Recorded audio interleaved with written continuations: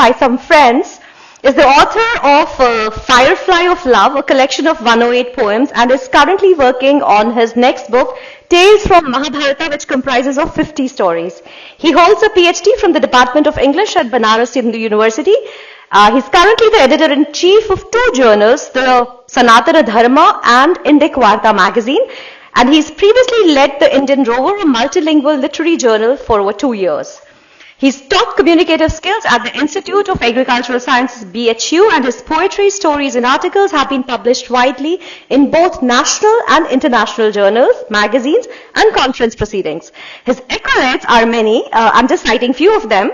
Research Excellence Award 2020, India Book of Records 2021, and the Kalam Ratna Award 2021. In 2022, he was honored with the Kentucky Colonel title by the Governor of Kentucky, USA. I invite Dr. Ganguly to present his paper, The Unacknowledged Legislators of the Indian Knowledge Systems in the Baṅga region. Dr. Ganguly, for you.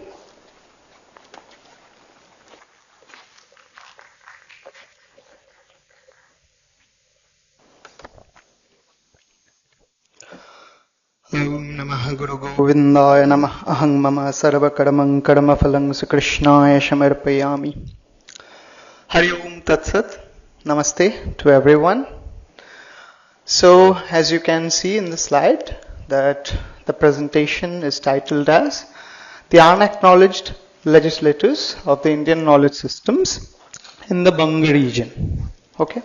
So, by Baṅga region, I mean Bengal, some parts of Odisha back then, because it was combined as Baṅga region. So I'm talking about the Baṅga region. Now I come to what I mean by unacknowledged. Okay. So but when I say unacknowledged, I mean academically unacknowledged. Now because some of the names whom I'm going to talk about, whom I'm going to deliberate on, they are fairly popular. They are fairly household names. Each household perhaps in Bengal talk about them, but somehow, very unfairly, they have been neglected by the academia, and they have been somehow discarded from the academic premises altogether. So, whenever we talk about Bengal, so the eminent triumvirate whom we refer to is our Aurobindo, Rabindranath, and Swami Vivekananda, but I'll go beyond them, and I'll mention to you about figures who were carrying forward the Indian knowledge system studies during the colonial times, and I also mention the encounters that they have. Okay, so my presentation will be covering 4 different margas: the Gauḍīya Vaiṣṇava Sampradaya, which comprises of the Bhakti Marga, then unacknowledged Tantra masters, then unacknowledged Yoga practitioners, and then finally unacknowledged Jnana Marga scholars. So I begin by the unacknowledged Gauḍīya Vaiṣṇava philosophers. And I begin with Dr. Dinesh Chandra Sen. The reason why I start with him, because before 1835, Michaelis Minute and all, people in Bengal, mostly scholars in Bengal, they used to study in Chatushpathis. So these Chatushpathis were tuition systems. It was not universities. So people used to go there and study in the Guru's house and then come back. So it was more of unique tuition systems. But with the English Education Act that we have, we saw people, because of jobs, so they also started getting enrolled in university models of the Western frameworks. As a result, however, some of the people, not all of them became the Brown Sahibs. Some of them also carried their traditional teachings, homeschooled, or let's say by their own inclinations, they carried forward it. And Dr. Dinesh Chandra Sen was one of them. So he had a master's in English literature from Calcutta University, but he was the one who advocated for the vernacular languages departments. So you can imagine during a time when the British were hell-bent on making, we can say subservient brown, we can say clerks who will speak English, will be English clerks, only brown by skin. He was fighting to build a vernacular languages department, and he was one of the key figures to establish the Bengali department of language and literature at Calcutta University. And what he started is, he started to document the historical developments and the texts of Bengali literature, culture, and all those aspects. And he published it under the Calcutta University Press, funded by the British government. And these are some of the texts. So he was translating, but not translating, he was documenting all these aspects in English, as well as he was writing prolifically in Baṅga as well. So he was writing the Bengali literature, culture, and its history and heritage in Baṅga as well as in English, and all of them are being published by Bengali, Calcutta University Press, funded by the British. So these are some names. They are very prominent, but none of these books are prescribed in the academic frameworks. This is very sad. Although he had some tussles with the British government, and some of them were out by his, persona, but somehow he also managed to have some good relationships with the government, and they also conferred the title of Rai Bahadur on him. And he was also fairly recognized during his time. But what problematizes this thing is that he was conspicuously ignored by the left-leaning academia from 1977 onwards, and before that as well. So he is one of the figures who was colonially appreciated, I would not say unacknowledged, colonially appreciated, but post-colonially he was completely missing from the academic framework. So that's Dinesh Chandra Sen, and it's very sad, in fact, that if you go to Bengal and ask the students enrolled in Bengali departments over there, have you heard about Dinesh Chandra Sen? Have you read any of his works? They'll find it very hard to tell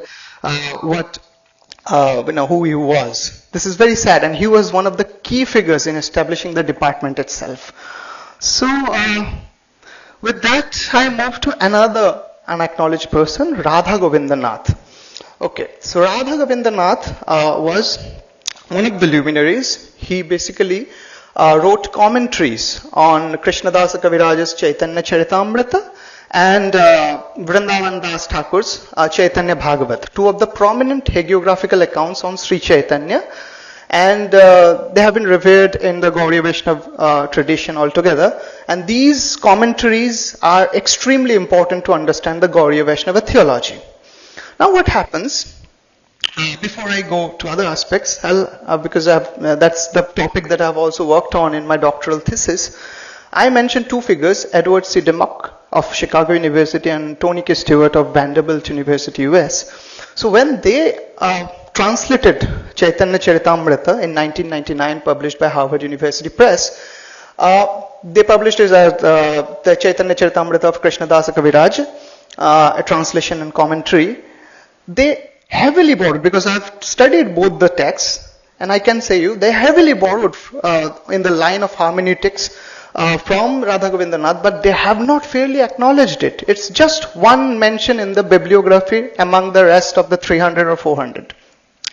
But you can see conspicuously, if you study both those texts parallelly, you will find that they have borrowed, and this I understand that might be a little polemical to say, but I had an opportunity to meet Tony, and I asked him, why have you been so silent about Rādhāgovinda Nātha? Because I can conspicuously see that you have borrowed from us. So he was silent, and right now he has passed away, so we can't really say.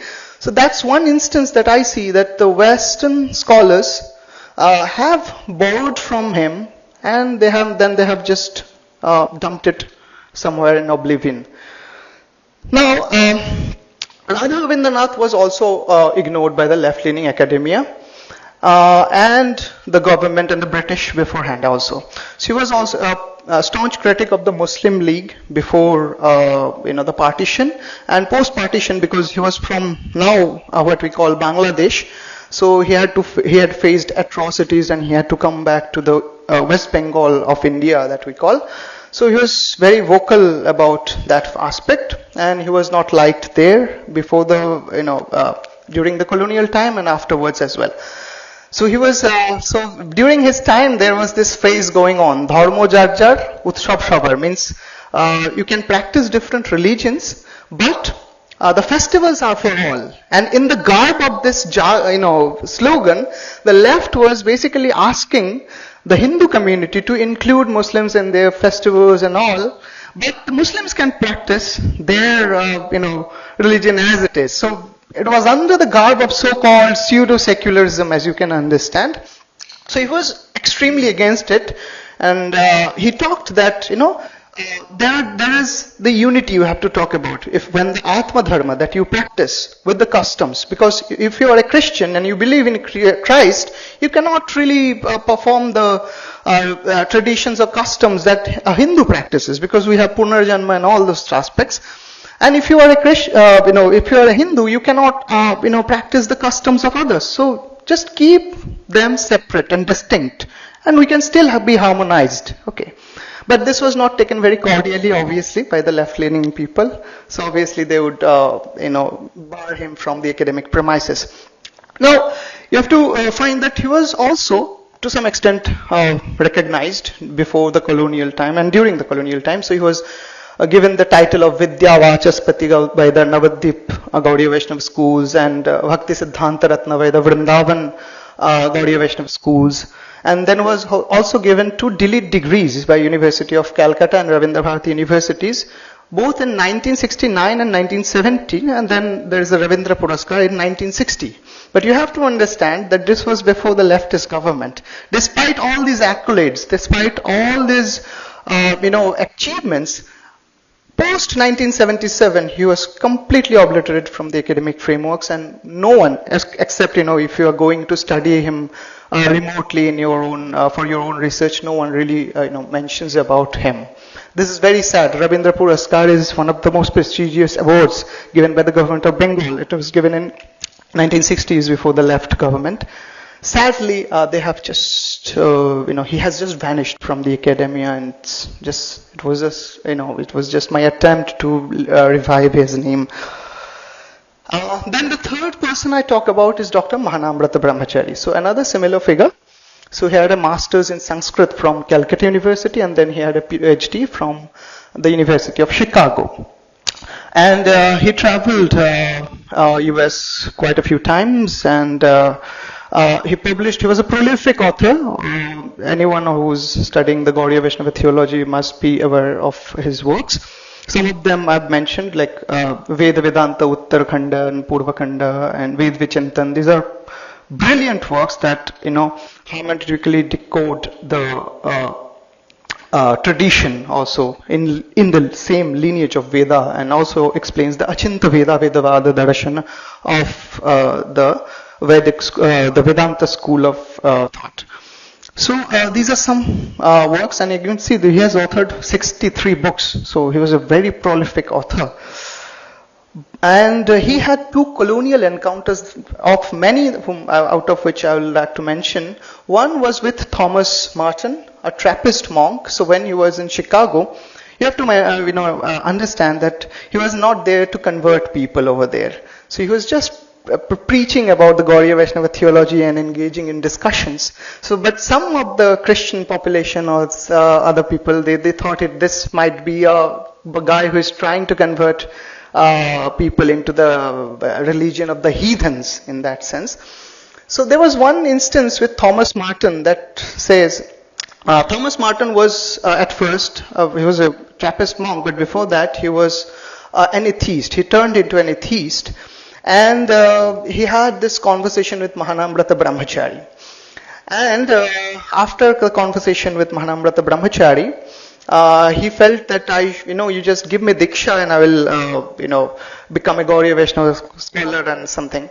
Mahanamrata Brahmachari, on the contrary, said, you don't have to, we don't have conversion techniques or anything. If you want to practice, you can, but you don't have to convert. And then Thomas Martin, after having conversations, Mahanamrata Brahmachari said, you can also practice your own whatever faith you have, but you can also practice this. So later on, Thomas Martin returned, and then he was a Trappist monk for his rest of his life. And this is something that the National Catholic Reporter has published in their magazine. And but they have you can see from the quote, they have their own orientation of understanding it. So it was like God was working in a different way. So from a heathen, he was brought back to the faith and Christ, all these things. But you get the other side of the fact as well.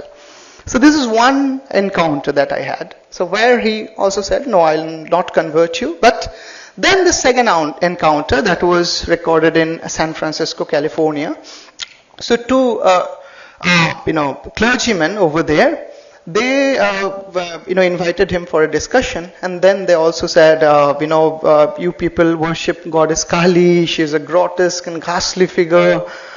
She's something like satanic and evil.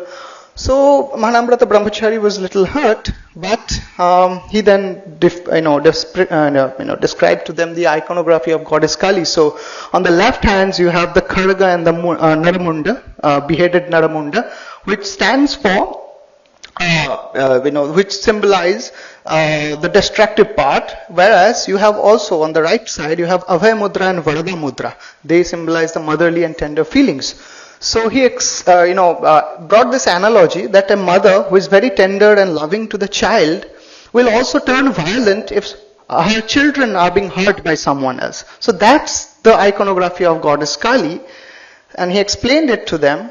But then he started questioning on Christian theology. Okay, so this was very interesting. So he said, look, if you just bring the flagellated body of Christ hanging on a cross and you show it to some remote African tribe, they will find it similarly ghastly and very despicable. But as just like goddess Kali, let's say for the uninitiated people, but you worship it. So, on one hand, you have a problem with goddess Kali because of her nudeness and her figure. You should also have a problem with your figure, the Christian figure, Christ figure. Then he also started questioning them that, you have the God has made everything. Okay, so if God has made everything, where is the root of evil then? So he questioned them on those lines, and eventually the monks, Reverend Pierce and Lothar, they apologized, and they also said, okay, later on they also invited him for future talks on Sanātana Dharma, for which they were a little appreciative, I must say. So, but unfortunately, Mahanamrata Brahmachari is also one figure whom not many people are aware of in the academic fold. Just like he was no less of a scholar than A.C. Bhakti Vedānta or Bhakti Vinod Thakur, whom most of the people know because of the ISKCON and its propagation. But largely Mahanamrata Brahmachari has been ignored in the academia. From the Gauḍīya Vaiṣṇava Bhakti scholars, now I come to the unacknowledged Tantra sādhakas. So the first figure I mentioned is Vāma Khyapa. So Vāma means one who practices the left-leaning Vāmachar, that's the thing. And then Khyapa means madman. So he was considered to be a madman who was practicing the Vāmachara Tantra. And he had this unorthodox methods that he used to practice on. Now, his way of teaching was that you have to have direct experience rather than intellectual cogitations, because intellectual cogitations can bring it, to the door, but you also have to enter it to understand. So that was his method of teachings, and thousands of hagiographies and all those texts have been written on him. Now this figure is little, you can say you cannot historically date his lineage because it's believed that he lived for 300 years and so. But apart from that, not just going into the historical accounts of his dates and all, we can also talk about what he did, the teaching methods that he had during that time. And these are some texts that I have read, and these texts are beautifully documented. They are not just mere hagiographical sketches. They are quite scientific in their way, the way we publish literary academic non-fictions. So they are written in that way, but somehow they have never been entered into the academic premises. So with Vāmakhyapa, who practiced Dakshinachar, now I come to another figure who practiced, Vāmakhyapa, who, practiced Vāmachar. So now I come to the Dakshinachar practitioner, Lokanatha Brahmachari. So he was the one who developed a new method in Tantra sadhana. He brought Dhyana method. So which was Dhyana method is one aspect of the Jnana Marga. It is predominantly Jnana Marga aspect, but he brought it into Tantra sadhana, and that's why he's different. And as a parivrajak, he's said to have traveled, many nooks and corners of the world, some of them being, outside India as well. So I come up with this book that I've read, The Incredible Life of a Himalayan Yogi, so by Shuddhananda Brahmachari. This is a very brilliant book. And there are so many hagiographical accounts, but somehow, for some weird reason, they have never been a part of the academic syllabi. And so much so that the historians, in fact, they have not even mentioned these figures. But these figures, Loknath Brahmachari, I can see a few Bengali faces. So they will, acknowledge that these are fairly household names. Okay, so almost everyone knows about Loknath Brahmachari, Vamakhyapa, and all these great saints. But some, they never taught about this in the academia. The problem is, if you don't do it, because these are the people I'm talking about, they are from the rural folks who almost know it. But right now, if you don't mention about them in the academic framework, there's a chance that they will be lost forever in the longer run. So, and one more thing, the left-leaning academia that we had in Bengal, they called these great beings as con men. Okay, so they were trying to hoodwink people, they were trying to loot, but there is no such mention of any such thing. There is no financial, thing attached to their teachings or their things, because they lived like, we can say nomads, and they lived a life of brahmachari. So there is no such thing. They didn't even establish their own mandirs or anything. So these are some aspects that I feel that they need to be acknowledged by our academics through our works. So from Tantra I come to the unacknowledged yoga masters.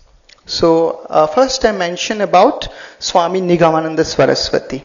So he was one of the 42 monks, famous 42 monks, and he is a very peculiar figure. In that sense, you can spotlight him for the fact that he was one figure who had accomplished siddhi in all the four margas: Jnana, Bhakti, Yoga and Tantra. So it's I think you will find only a handful of people in India who have attained siddhi in all the four margas. So he was not just a practitioner, he was also a prolific author. Okay, and this Guru Chatushtaya that I call, these are 4 books.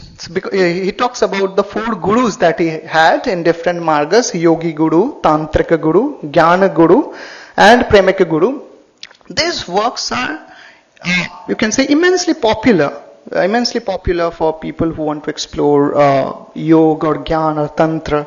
And then there is another text, Brahmacharya Sadhana, in which he invokes the youth to practice, at least in Kali Yuga, in this life, at least for 12 years you have to practice the Brahmacharya Sadhana, and then he describes the methods and all. So, and he also has written autobiographies and all. Now, he was the one who started the Arya Darpan magazine. Arya Darpan magazine was established during the colonial period, and it was propagating the lessons of Sanātana Dharma during that time, despite so many hurdles. And he was the one who was experimenting with Western methods. Okay, so he started Bhakta Sammelani. It's more like modern day symposiums or conferences. So people used to come, they used to engage, and not just monks or scholars. People like householder people, common people, beggars, anyone can come. They can sit, they can engage in discussions, and after the discussions they will also be fed. So that was Bhakta Sammelani that he started.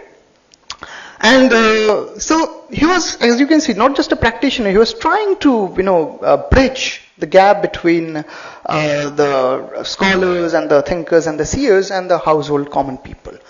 So all these things he was doing, but somehow Swami Nigamananda is also quite an unacknowledged figure in the academia.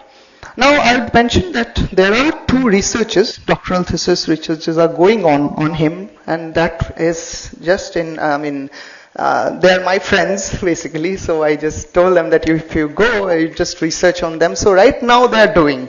So I think only 2022 that they enrolled in their doctoral studies, and now they are working on it. But for a long time, Swami Nigamananda Saraswati and his works were downplayed in the academia. And from Nigamananda, I come to another contemporary, Shyamacharan Lahiri. So Shyamacharan Lahiri was basically the guru of Paramahansa Yogananda, whose work, Autobiography of a Yogi, we must have all read. But unfortunately, we know about his disciple, but how many of us are actually familiar with Shyamacharan Lahiri? Maybe a handful of you. Yeah, obviously few will know. That's why we are here. So, but his was one interesting figure, as we were discussing with Ravi Ranjan sir yesterday as well. So he developed the Kriya method. So in the Kriya method, he emphasized on the pranayama aspect more. And he was the one who basically, simplified the yoga, and from the esoteric practices and all those hardships, so he brought it to simple formats for everyone to be practiced. And you remember, he was not, he was not a monk or something. He lived in a household. He went and did a government job or something like that. And then he was a very household common person, and he practiced that same thing. And he is one of the greatest masters of yoga we have during the colonial time. And as I mentioned, that the simplification of yoga, and he also authored several commentaries on Gita, Upanishads, and all this texts. So it was Paramahansa Yogananda who basically described those same methods in his literary works. But somehow we all are familiar, because Yogananda traveled abroad and he was fairly popular there, but Shyamacharan Lahiri was restricted to the streets of Varanasi. So Shyamacharan Lahiri is another figure that we can look on, and it's just that I'm just expressing the volition that someone will pursue their academic research on him as well. Then I come to the So I'll conclude here. Then I come to the unacknowledged Jnana Marga scholars. The first one I mentioned is Panchanand Tarkaratna. So he was given the title Maha Mahopadhyaya. So it's the best title that you can have in the scholarly fold, Sanskrit scholarly fold. It is called the greatest of the great professors. So he was a Navya scholar, started as a Navya scholar, and he was the first person to translate all the Puranas into Bengali. Okay, all the Puranas, not just 18 Mahapuranas, also 18 Upapuranas. So he was the first one to translate all that, and he was also a Navya scholar. And he was also given this Tarkaratna, degree. So we started that, and during the colonial framework, he authored all these things like Shakti Bhashya, Devi Bhashya. Now, Shakti Bhashya is very important because it is a commentary on Brahma Sutra from the Shakta perspective. Generally, we only have commentaries on the Brahma Sutra from Vedānta perspectives. So all the schools like Vishishtadvaita, Shuddhadvaita, Advaita, all they are from Vedānta schools. But it was first time that the Shakti Bhashya was from the Shakta school and commentary on Brahma Sutra. Now, his colonial encounters were like this, that he was jailed by the British people because he was advocating for nationalist frameworks. Okay, so obviously he would be, not be inducted into the academic fold of that time. And the second reason is he also protested against Mahatma Gandhi when he was fighting for the inclusion of all the people into the temple. So I'm not saying that maybe all of his deeds are good for present time, but let's say we can't just ignore this, him just for one particular incident or something like that. So maybe we can also, start researching on his works. Three other scholars, Srijiv Nayatirtha, Hariprasad Shastri, and Sri Anirvan. So the former two, Srijiv Nayatirtha, he was the one who was writing during the Second World War. And his works basically are written in Sanskrit, and he was writing Prahasana method.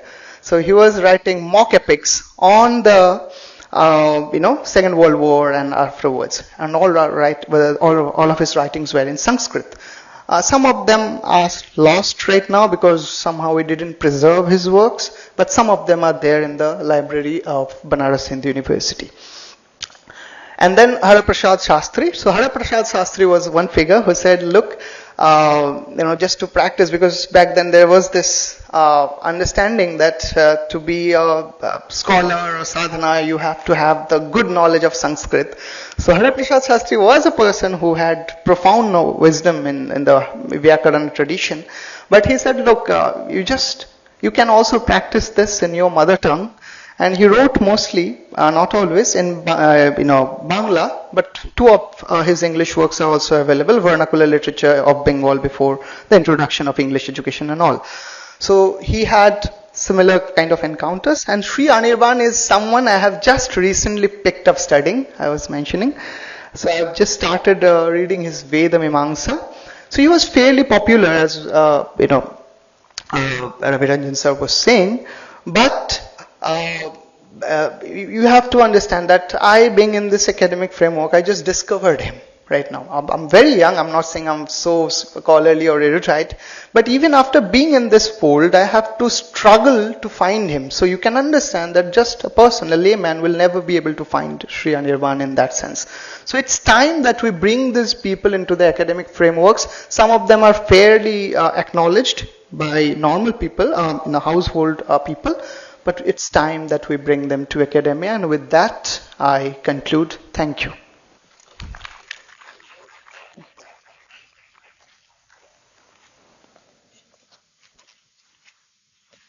Thank you, Dr. Ganguly. Do we have any question from the audience? Shivakumaraji, please. Namaste. Thank you, Dr. Ganguly, for a wonderful presentation. Across all these personalities, how do you characterize the nature of the colonial encounter in their work and the consequence of that? How did it change? What was the specific nature of the response? What actually happened?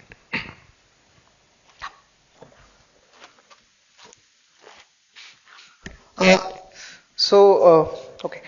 So as I mentioned, that during the colonial time, the encounters were like, it was not always a robust, disagreement. Some of them were robust, some of them were like, we have to, be in somewhere, we have to survive, and then we have to propagate our wisdoms and all.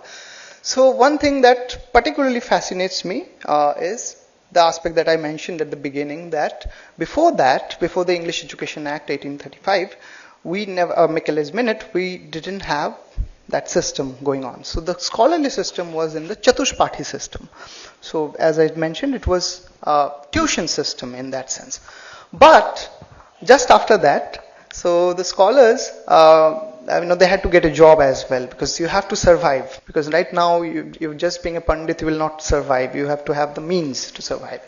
So what they did, they enrolled for the programs that were offered in the university, Western framework universities, but they also had this grudge that you have taken from us our mother tongue and the importance of our mother tongue and the systems that we have. So we'll go into your frameworks. We'll study you and your particular. I mentioned about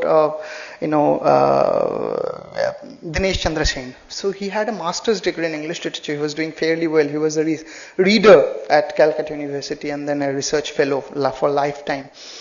And this person says, look, and remember, he was being conferred upon this title of Rai Bahadur. So he had to maintain that good relationship, because otherwise they will not allow you to publish your works. At the same time, when he advocated for Bengali department, that you have to have a Bengali department, it's the land of Bengal.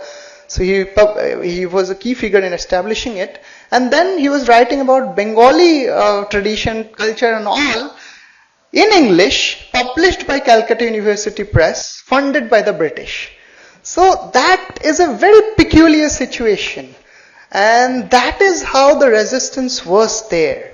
Have I been able to answer it, or is there any specifications? We'll take this offline and we'll discuss it. Okay, thank you.